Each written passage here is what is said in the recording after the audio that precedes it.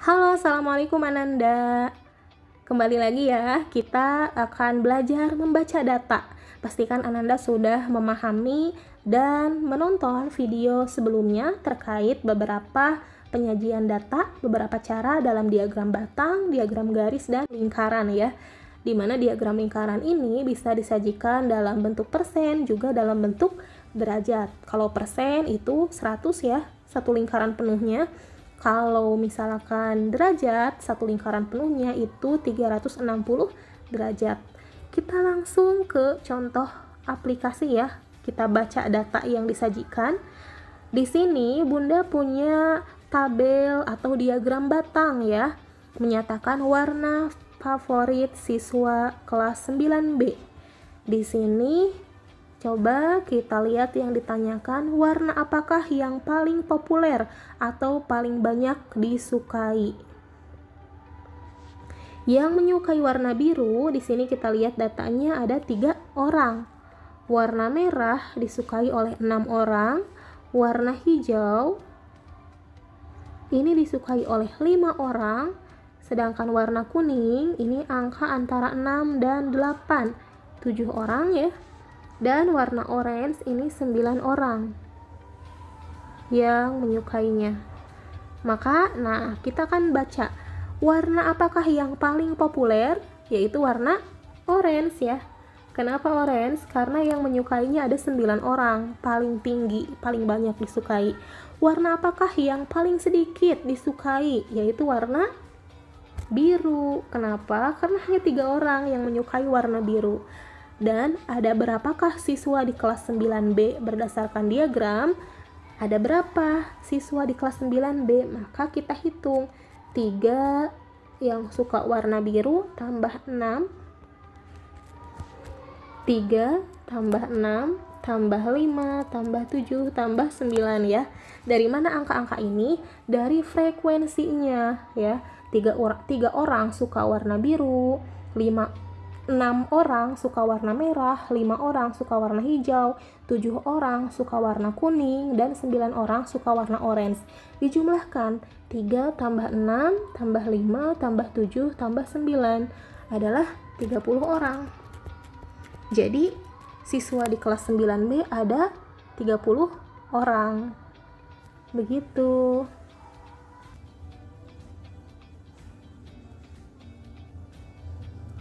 Selanjutnya di sini soal berikutnya ya. Bunda memiliki data suhu tubuh Danika yang sedang dirawat di rumah sakit. Di mana kita lihat ya dari datanya pada pukul 12.00 suhu tubuhnya mencapai 38 derajat Celcius ya. Kita anggap Celcius ini semuanya. Pada pukul 12.30 suhunya mencapai 37 derajat Celcius ya, dari sini kelihatan. Kemudian pada pukul 13.00 suhunya adalah 35 derajat Celcius.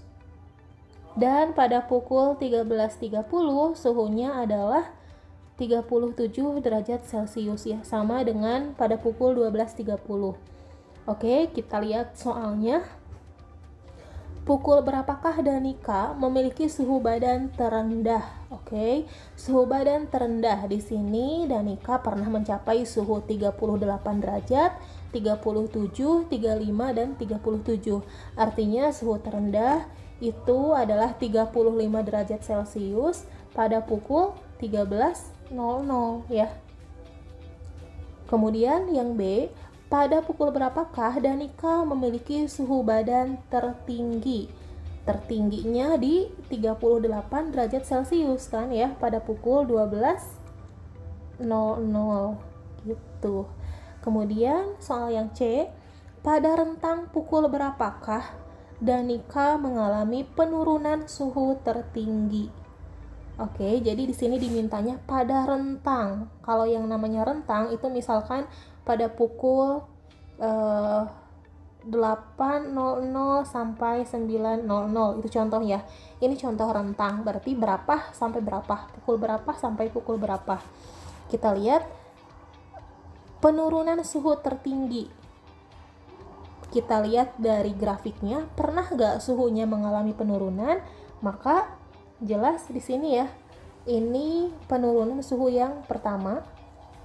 Kemudian ada penurunan lagi di sini ya, ada 2 kali penurunan suhu. Kalau yang grafik berikutnya ini ya, ini kenaikan, suhunya naik. Turunnya 2 kali. Nah, kita lihat di rentang pukul berapakah yang penurunannya tertinggi. Dari pukul 12 sampai jam 12.30, yang awalnya ini 38 derajat menjadi 37 derajat, berarti turun berapa? Turun 1 derajat Celcius. Nah, sekarang dari yang 37 menjadi 35. Ini turun sebanyak 2 derajat Celcius. Maka penurunan tertinggi itu terjadi pada pukul 12.30 sampai 13.00, di mana besar penurunannya adalah 2 derajat ya. Begini, dalam rentang pukul 12.30 sampai 13.00 penurunannya sebesar 2 derajat Celcius. Kalau penurunan pada pukul 12 sampai 12.30 itu hanya turun 1 derajat ya, tidak terlalu berpengaruh, sedikit penurunannya. Oke, kita lanjutkan.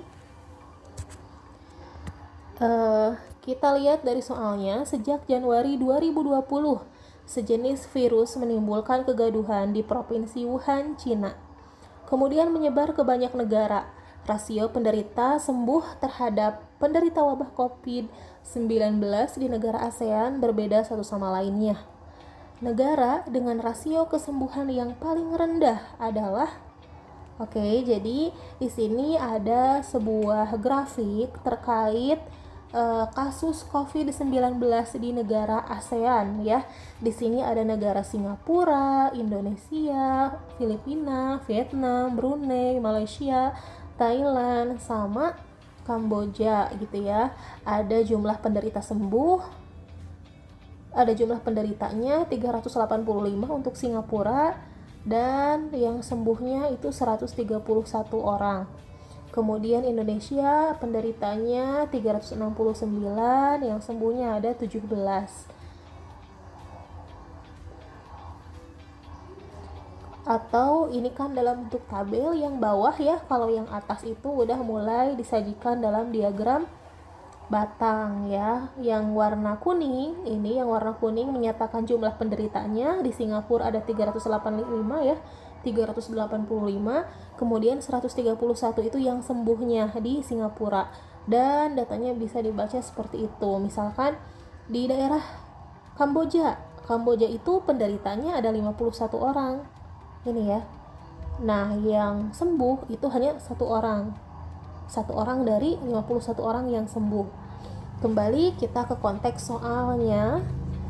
Rasio penderita sembuh terhadap penderita wabah COVID di negara ASEAN berbeda satu sama lain. Yang ditanyakan adalah negara dengan rasio kesembuhan paling rendah. Rasio itu apa? Rasio adalah perbandingan. Rasio itu adalah perbandingan. Jadi kita lihat perbandingan kesembuhan yang paling rendah itu ada di negara mana? Negara yang memiliki perbandingan kesembuhan paling rendah. Maka kita bandingkan jumlah yang sembuh dengan jumlah penderita seluruhnya. Kita bandingkan manakah perbandingan yang paling kecil atau paling rendah. Nah, itu adalah negara yang dimaksud, negara dengan kesembuhan paling rendah. Untuk negara Singapura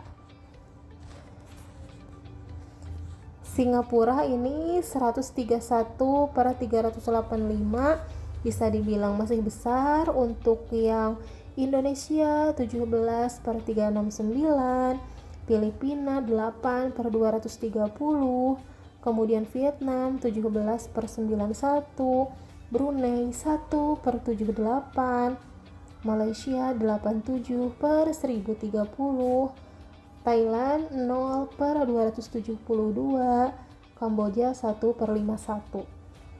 Mungkin di sini kita bisa lihat nih yang sangat kecil gitu ya. Yang perlu kita perhatikan ini, kemudian ini, dan ini ya. Brunei, negara Brunei, kemudian Thailand, sama Kamboja. Kenapa? Karena ini total yang sembuhnya tuh paling sedikit. Dan kalau ditanya mana yang paling kecil, maka jelas jawabannya adalah yang Thailand ya. Kenapa? Karena dari 272 yang sakit, ternyata yang sembuh tuh 0. Tidak ada satupun yang sembuh. Maka 0 per 270 itu sama saja dengan 0. 0 dibagi 270 itu 0 ya. Jadi kalau Bunda tuliskan ini seperti ini ya. Ini menjadi angka yang terkecil. Sehingga negara dengan rasio kesembuhan paling rendah adalah negara Thailand. Karena ketika dibandingkan jumlah yang sembuh dengan total penderita itu paling sedikit, bahkan tidak ada yang sembuh satupun ya. Kalau mungkin ditanya dengan tingkat kesembuhan tertinggi, maka Ananda cari aja yang nilainya nanti paling besar ketika dibandingkan. Boleh menggunakan kalkulator misalkan, karena ini angkanya sangat besar ya. Misalkan untuk yang 131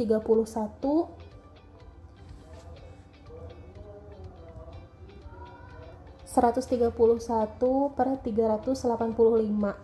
Ini tingkat kesembuhannya 0,34. 17 dibagi 369 itu 0,04. 8 per 230 ini 0,03. 17 dibagi 91 itu 0,18. 87 dibagi 1030 ini 0,08. Nah, jadi kelihatan banget sih ya dari sini negara dengan kesembuhan paling tinggi yaitu Singapura gitu ya. Tapi negara dengan kesembuhan paling rendah yaitu negara Thailand. Bahkan mendekati 0 banget Thailand tuh ya. Sedangkan negara Singapura itu 0,34. Dia tertinggi. Kalau Thailand ini terendah. Ya, seperti itu. Dilanjutkan ya. Nah, ini masih soal yang sama, Bunda bacakan ulang ya. Sejak Januari 2020, sejenis virus menimbulkan kegaduhan di Provinsi Wuhan, Cina, kemudian menyebar ke banyak negara. Diagram berikut merupakan data penderita yang sembuh dari wabah COVID di beberapa negara ASEAN. Urutan negara-negara tersebut berdasarkan banyak penderita yang sembuh dilanjutkan dengan abjad nama negara secara meningkat adalah. Maksud soalnya adalah kita coba urutkan berdasarkan banyak penderita yang sembuh dilanjutkan dengan abjad nama negara secara meningkat. Oke, jadi kita lihat nih negara dengan kesembuhan yang paling banyak. Negara apa saja yang paling banyak sembuhnya? Yang pertama adalah Singapura. Kemudian yang kedua adalah Malaysia ya 87 orang. Yang ketiga adalah Vietnam. Nah, Vietnam dengan Indonesia menempati urutan ketiga ya, sama-sama 17. Kemudian di urutan keempat ada Filipina. Urutan kelima ada Brunei dengan Kamboja, dan urutan keenam adalah Thailand. Ini adalah pengurutan negara-negara berdasarkan jumlah kesembuhan terbanyak. Singapura sekali lagi ada di urutan pertama karena paling tinggi 131. Di urutan kedua itu 87 Malaysia ya. Di urutan ketiga ada yang sama nih, Indonesia dengan Vietnam. Karena ada yang sama, kemudian ada ketentuan lain katanya. Diurutkan dengan abjad nama negara secara meningkat gitu ya. Secara meningkat itu dari A, B, C, D sampai Z seperti itu ya urutannya. Maka Urutan yang sesuai dari data ini, di urutan pertama itu adalah negara Singapura ya. Di urutan kedua, kenapa Singapura? Karena 131 orang yang sembuh ya. Di urutan kedua adalah negara Malaysia. Kenapa? Karena ada 87 orang yang sembuh. Di urutan ketiga ada Indonesia dulu atau Vietnam dulu. Karena diminta berdasarkan abjad gitu ya, maka Indonesia dulu baru Vietnam. Indonesia 17, Vietnam 17 ya. Berikutnya kita lihat lagi. Setelah Vietnam itu urutan berikutnya setelah angka 3 atau angka 4 ya, negara Filipina dengan jumlah 8 yang sembuh. Setelah Filipina itu ada yang satu kesembuhannya, yaitu Brunei dan Kamboja. Kita lihat berdasarkan urutan, Brunei itu abjadnya lebih dulu ya dari huruf B daripada Kamboja. Dan yang terakhir adalah Thailand. Gitu ya. Jadi ada 8 negara, bisa dicek ulang ya. 1 2 3 4 5 6 7 8. 8 negara di mana ini Bunda urutkan dari tingkat kesembuhan tertinggi dari banyak berdasarkan banyak kesembuhan tertinggi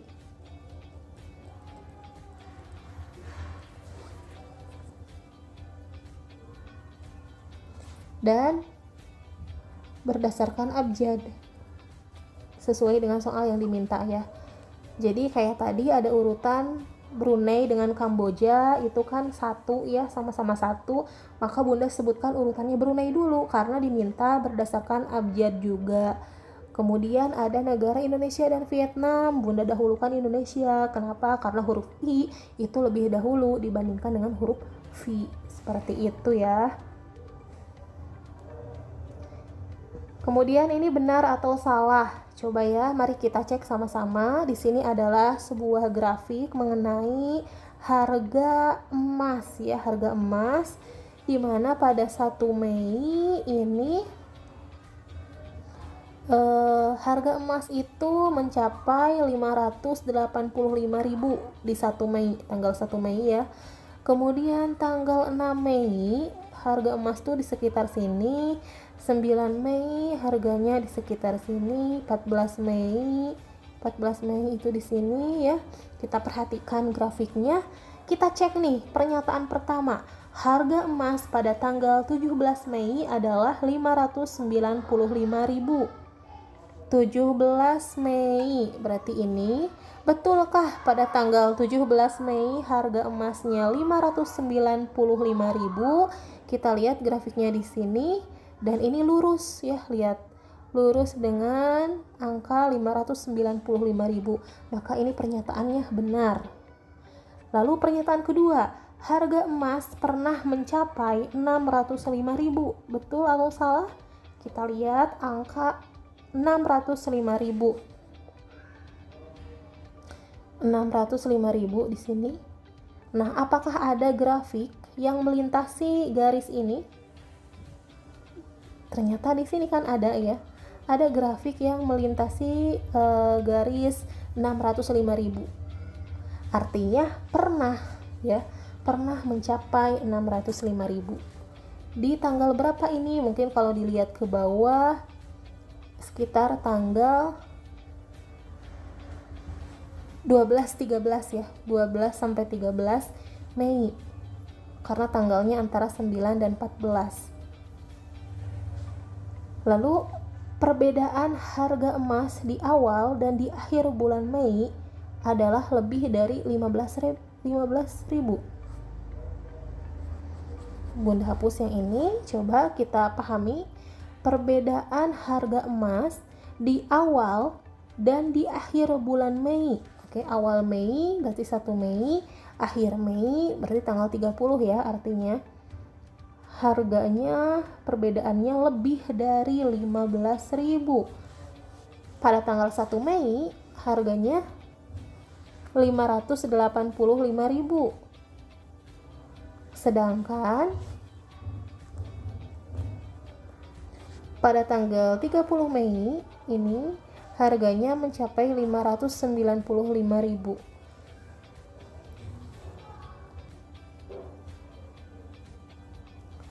Sehingga kalau kita lihat selisihnya itu hanya 10.000 ya.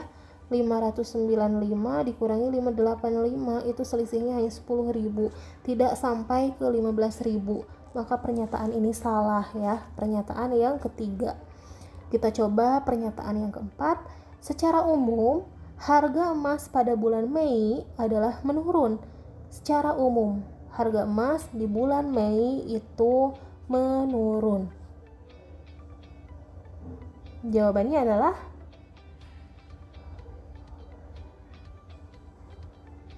salah ya, salah. Kenapa Bunda katakan salah? Karena harga emas ini di bulan Mei itu tidak selalu menurun ya.